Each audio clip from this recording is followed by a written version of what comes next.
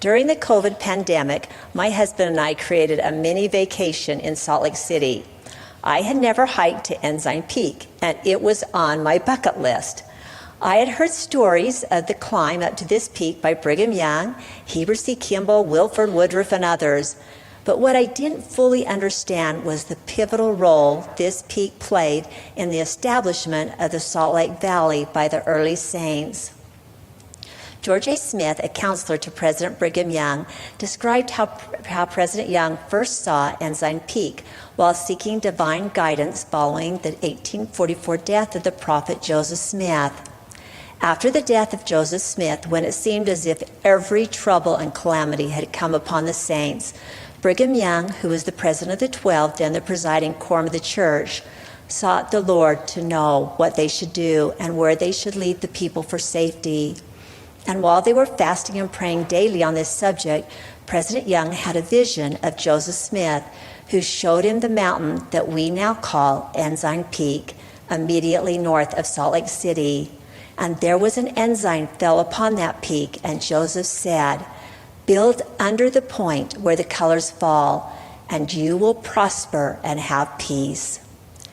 Can you imagine being given such a vision, to be told, just look for this hill shaped a lot like a cone, and that's the place you should stop and build Zion?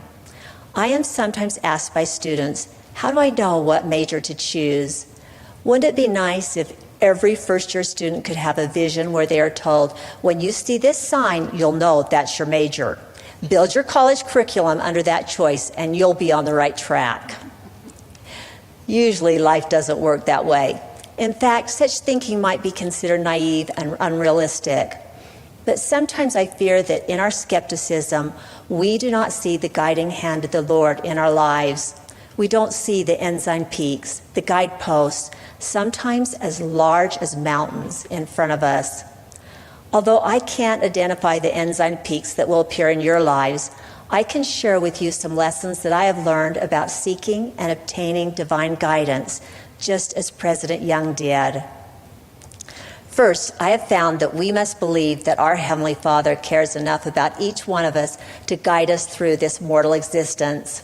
Our Father in heaven cares deeply about his children on this earth. President Russell M. Nelson explains that when we accept the ordinance of baptism, we enter into the covenant path. We thereby create a relationship with God that allows him to bless and change us. President Nelson explains, once you and I have made a covenant with God, our relationship with him becomes much more closer than before our covenant. Now we are bound together. Because of our covenant with God, he will never tire in his efforts to help us, and we will never exhaust his merciful patience with us. Each of us has a special place in God's heart. He has high hopes for us. I am certain that each one of you are here at Ensign College for a very specific reason. Ensign College is the only school the church has in Salt Lake City, right below the peak that Brigham Young stood upon. There are more than 2,000 of you here committed to being capable and trusted disciples of Jesus Christ. In studying the history of Ensign College, I was amazed to learn of the scrappiness, as President Cush calls it, of this school. You have had 6 names, 16 locations, and 13 presidents. You have operated as a junior high, a high school, a 2-year college, and now a bachelor degree granting college. Furthermore, in talking with some of you this summer, I know that you personally share the determined attitude that has helped Ensign College persevere through the challenging times and circumstances. Obviously, Heavenly Father has a special place in his heart for you and for this college. I have no doubt that he has high hopes for you. But this is October 31st, and you are right smack in midterms, and this is Halloween. Let me tell you, I hated midterms. I would take a final any day over a midterm, because during midterms, you're also writing research papers and completing class projects and planning the ward fall social. And no one shuts down classes and tells you just to prepare for your exams. And here you are in school on Halloween, on what is now accepted as our second most popular holiday next to Christmas. How unfair can life be? Well, my point is that in a matter of a few seconds, I have taken you from the promises President Nelson has declared for you to the despair and frustration of this mortal existence. And as we all know, these can be so much greater than having to spend your entire weekend studying.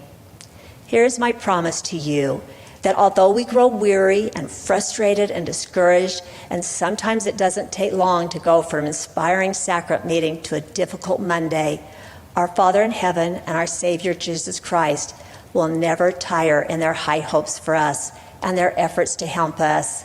Those promises are constant. This leads to my second observation as to how we can learn from President Young's example. If we see the Lord's guiding influence in our lives, we must believe that we are truly bound together with Him and that we have the power and the ability to call upon Him. Mormon testified that the Lord is merciful unto all who will, in the sincerity of their hearts, call upon His holy name. Aaron taught Lamoni's father, king over all the land of Ishmael, to bow down before God and call on His name in faith, believing that ye shall receive. Shortly after I was invited to give this devotional, Brother Daniel Diaz in my ward bore his testimony. Daniel is a public defender who works for Salt Lake County, and he talked about a trial he had been through through that very week, where in 3 days he had been able to get only 8 hours of sleep. I asked him if I could share the final night of that trial with you. It was 11 p.m., and Daniel had just 20 minutes to prepare his closing arguments. This was 3 days of mentally, physically exhausting work, the hardest I have ever worked at any point of time in my life, Daniel told me. So I was done, he said, and I needed divine help because I didn't have the energy or the stamina or anything to be able to finish, and I needed help. And so I pled, and I pled, and I pled, and I acted in faith and asked that I do the right thing and give the jury the right information. After the prosecution presented their closing argument, it was Daniel's turn to give his. I could barely stand up, he said, but in that moment I felt strength, and I felt clarity, and I felt energy, and I was able to give my closing argument without skipping a detail. It was sincere and heartfelt. In his testimony that Sunday, Daniel tearfully shared that he has a strong testimony in the Lord's ability to make us more than we are ever capable of becoming. As he said, because I have weaknesses, I have flaws. I am subject to sleep and stress and being overwhelmed. But I know in that moment when I prayed to my Father in heaven, He stepped up huge for me. Hearing Daniel's testimony, I knew that his prayer had been heard. When he needed it most, he had received the guidance he had sought, helping lead him from one careful thought to another. Just as those early saints prayed and fasted to be given direction after the death of their beloved prophet Joseph, we too have direct access to the power of God. This summer, Kenneth Rooks, a BYU steeplechaser, took a fall that captivated the world. People everywhere were watching this heartbreaking, heart-stopping tumble. Kenneth went into the USA National Championships in July as the NCAA Division I steeplechase national champion. But just 2 laps into the race, as Kenneth approached a hurdle, in the thick of a pack of runners, another runner stumbled and threw off Kenneth's balance. He fell over the hurdle, rolling twice, while other runners jumped over him. To the absolute amazement of everyone, Kenneth got up and started to run. I'm not going to just get up and see how many people I can catch, Kenneth said, he thought, taking them one by one. At the end of the race, a very excited sportscaster exclaimed, "From falling to the finish and a national championship." Let's go for what should be a fun race. This is a phenomenal opportunity for all of these men to put their names up in the top 3 and in Team USA colours to go to Budapest next month. And we just saw a fall, Paul. Oh, watch the white singlet, blue shorts. This is the danger of the steeplechase. They're bunched. You can't see the barrier. Someone takes more time and you went down. This was significantly into the race. That was the NCAA champion. Kenneth Rooks is back up. and going again. Lee, look at this story of Kenneth Rooks, the NCAA champion who fell, who got back up, reattached himself to the pack, and now is running in this and making a run for the championship title. And they are going so fast right now. The world championship standard is in their sights. Wow, what a story this is! From falling to the finish and a national championship. What a story! Kenneth Rooks.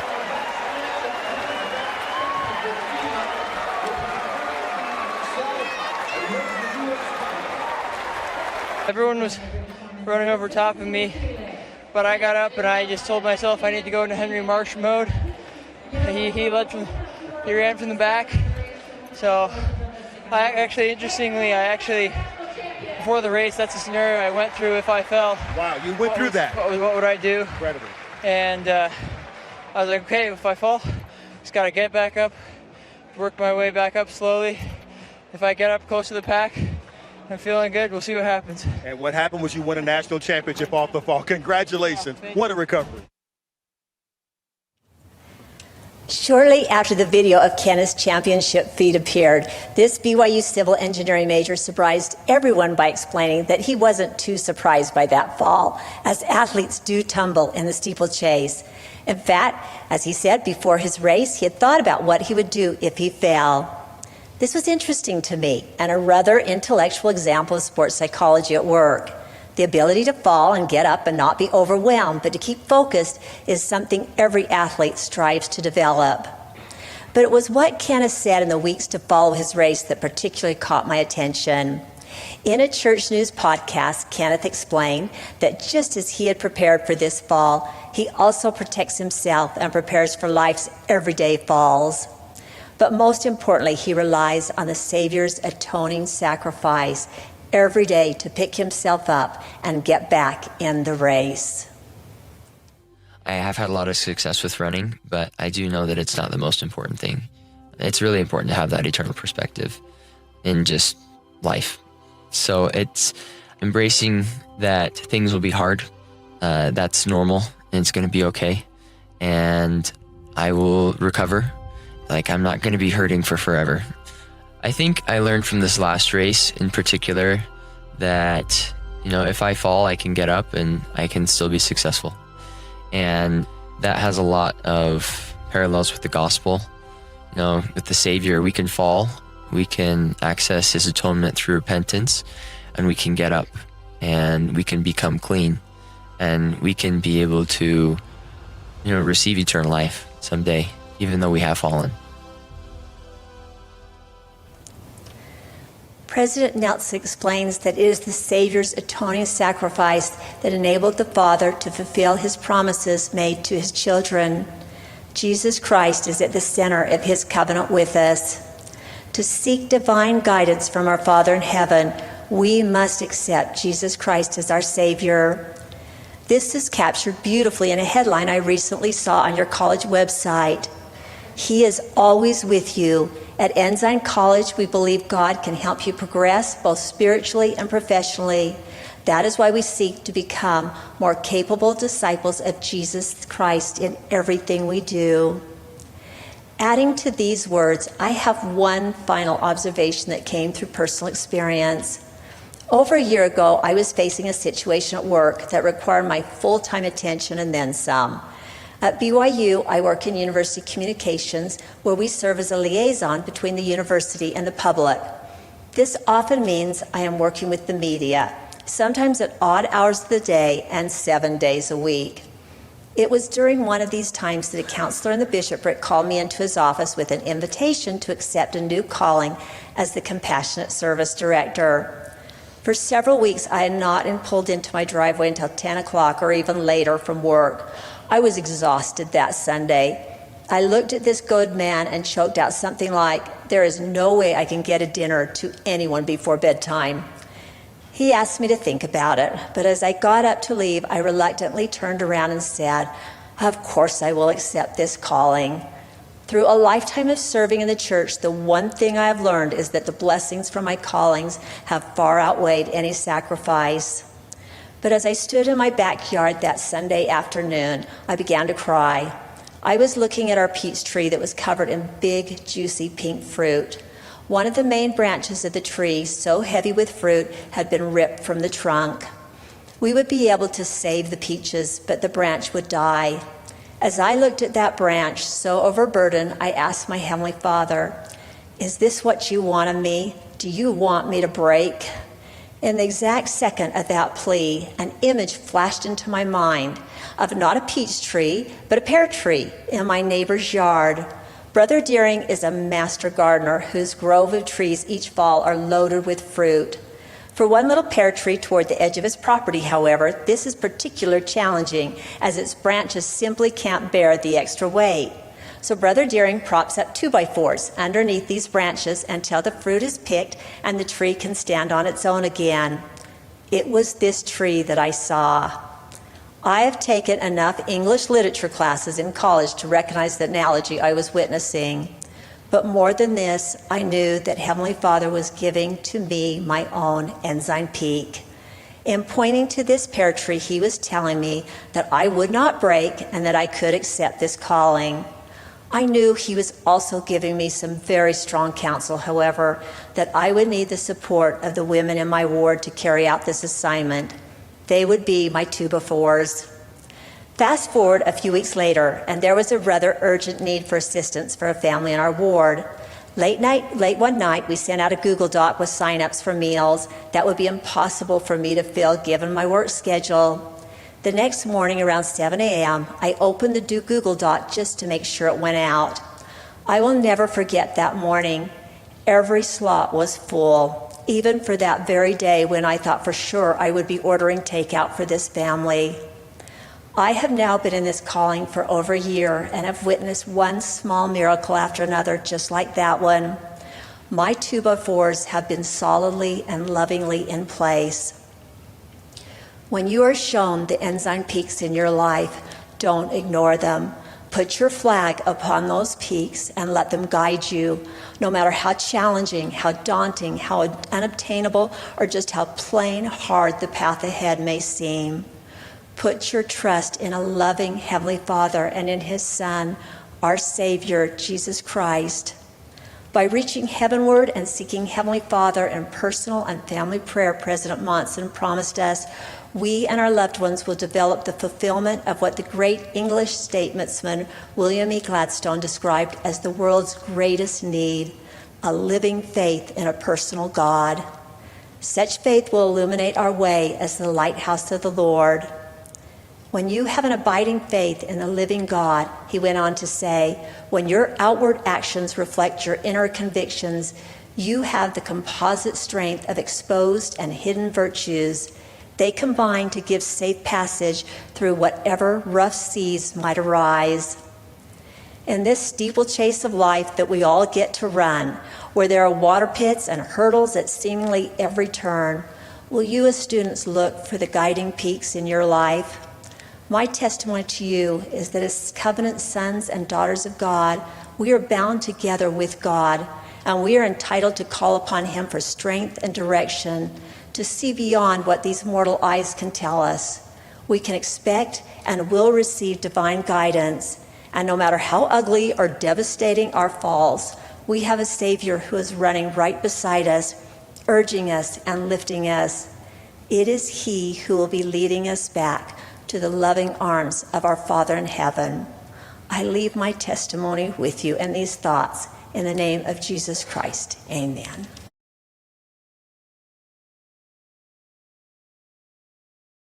Thank you for joining us for today's devotional at Ensign College. We hope this message has uplifted and inspired you. We'd love to hear your thoughts from today's devotional. Please share your insights in the comments down below, and don't forget to pass this video along to anyone who might need it.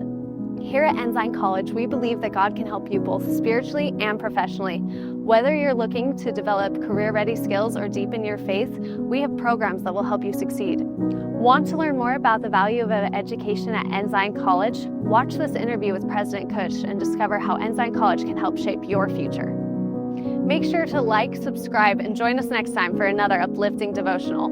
See you soon.